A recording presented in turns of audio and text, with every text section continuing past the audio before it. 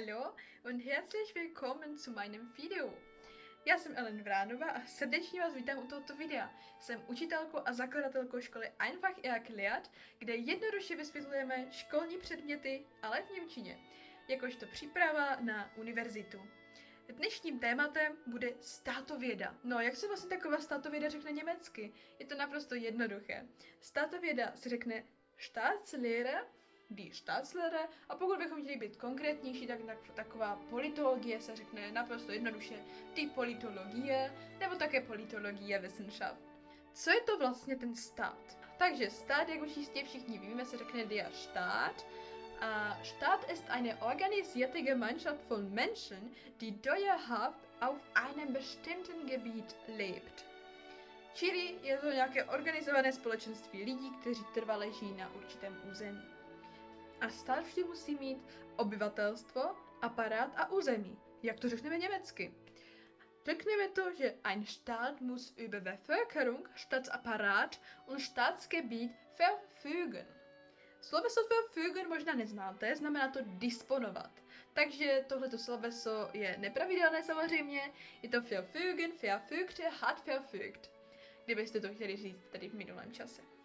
Dále je důležité vědět, že stát není podřízen žádné jiné mocnosti. Takže řekneme, že der Staat ist keiner anderen staatlichen Macht untergeordnet, weder nach außen noch nach innen. Což znamená, že není vlastně žádné jiné moci podřízen, ať už zvnitřku, anebo zvnějšku. A tomuto státu, který není podřízen žádné jiné mocnosti, říkáme suverénní stát, čili suverénnia Staat. Naopak, pokud je tam nějaká eingeschränkte Souveränität, tedy omezená suverenita, tak řekneme, že se jedná o Suzerenia Staat, nebo také nicht souveränia Staat. A další důležitý fakt o státu je, že ein Staat kann jedoch freiwillig Verpflichtungen übernehmen, die sich aus der Mitgliedschaft in supranationalen Organisationen ergeben, zum Beispiel EU oder NATO.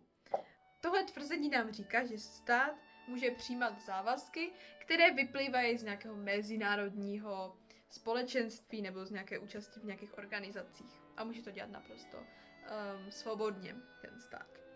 A to by bylo vše k těm úplně nejzákladnějším informacím o státu. Je toho fakt malinko, protože vím, že ty začátky mohou být těžké při učení se v němčině, ale věřím, že když to budete pravidelně dělat, potom to bude jednodušší a jednodušší. Věřte mi, mluvím z vlastní zkušeností. Tak vám přeji hodně štěstí a mějte se krásně. Čusí!